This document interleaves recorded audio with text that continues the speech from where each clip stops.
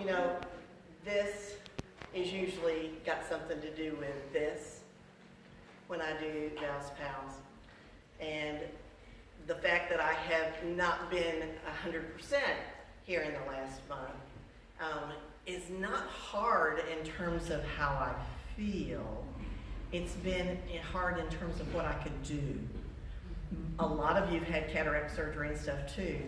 I started reading all that stuff and it was like, okay, you can't bend over, you can't lift this, you can't do that. Couldn't see to do some of it.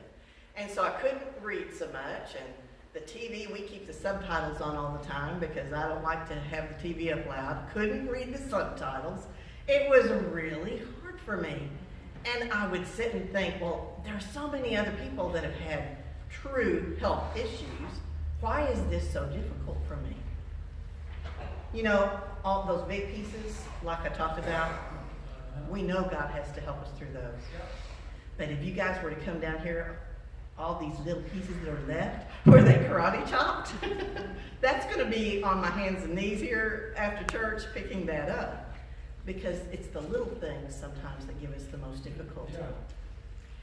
While I was not able to read, I found a book online because I could at least see that. And I found this one by Shonda Pierce called Laughing in the Dark. Shonda Pierce is a Christian comedian, and she's wonderful. I've seen her in person. It's been a number of years when I think the Baptist women here went. And she has been an inspiration to me. When I want to see somebody who's done something different or hear about it, I look here first. And you guys share with me your experiences. So it's the people that I know that mean the most to me when I'm in a dark place. Then I go to people that are writing about their lives and how they have overcome. And she went through a lot of things in her life, including losing both of her sisters when she was a teenager, and her father leaving the family at her brother's wedding. You know, I think that all of us go through things, and we don't think because we see a smiling face that that individual must have any problems. She makes people smile because she learned that even through the dark times, God is there. So don't ever forget that. That's the song that I want to sing about today. You know, it's something we overlook. And I'm finding all sorts of things I can see these days. Jesus is the song, is in our hymnal on page 552, and I had never seen it.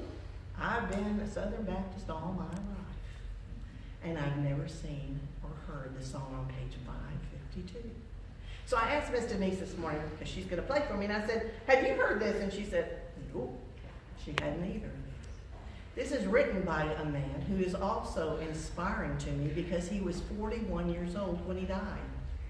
He wrote this when he was 26, 28, somewhere in there, in 1979. And he also wrote the song Joy Comes in the Morning. He wanted to learn to play the piano when he was 13 years old.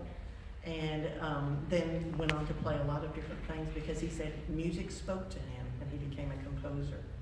So I hope as you hear this today that you hear for you inspiration in your life too.